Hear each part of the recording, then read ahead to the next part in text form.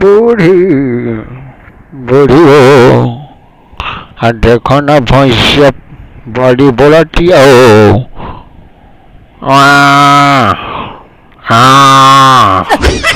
अरे मत बोला ए जानू, मत बोला।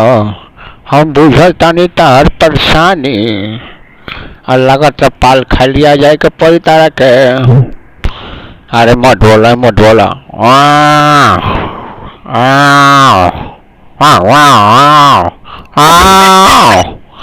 ए बुढ़ी, देखो ना भैंसिया बोलतिया दिन भर, लागतिया गरमा गई बिया हो। दिन भर भैंसिया के चक्कर में रहिले। अरे तन को बुझाते नहीं थे, कब का बोले के चाहे बुझाते नहीं थे। हे भगवान, दिन भर भैंसिया के पीछे रहिले, हमार जवानी गरमा देते असर नहीं थे बुझाते। अरे ताऊ तू तो बुढ़ा गलू, अब भैंसिया भी जवान बिया। अरे पाल खाई तब न भैंस के बच्चा हुई, और दूधवा खातर तो कहाँ जाई। हाँ हे भगवान, जाते डॉक्टर के लगे हम, और जाके हम बुला के लिया तन तन देखवाई का दिक्कत हुआ। जल्दी जाए जाता नहीं। अरे मत बोला, हम आओ तनी डॉक्टर के लेके जाता नहीं। भगवान डॉक्टर साहब। हाँ बोली बाबा बोली।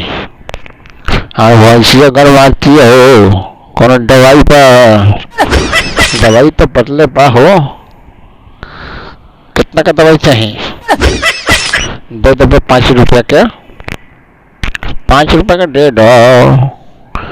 अरे 5 रुपया से का हुई बाबा, भैंसिया फिर ठंडा जाई।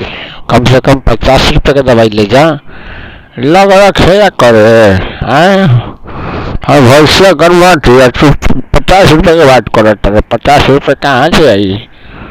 हमारे को देगा 50 रुपये तो मार के तार फुटा फाड़ दे। सारा डॉक्टर भल भर चपड़े चपड़े मुँह फाड़ दो। तो जा बाबा जा, हमारे दुकान में तो हर दवाई नहीं है, जल्दी जा। ना डबो टक्का करे हो जाबे करो।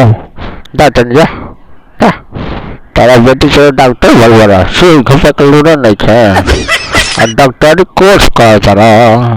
हे भगवान, ये सब डॉक्टर बेटी लूटेरा हो गई वाला सन। हे भगवान, हमार गुजर कैसे हुई? रुको हम साल खिया तनी रोका। हे भगवान, हे भगवान।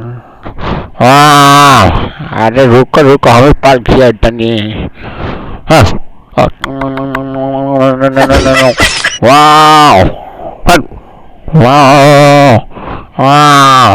रुक जाए, चुप हो जा, हो गई।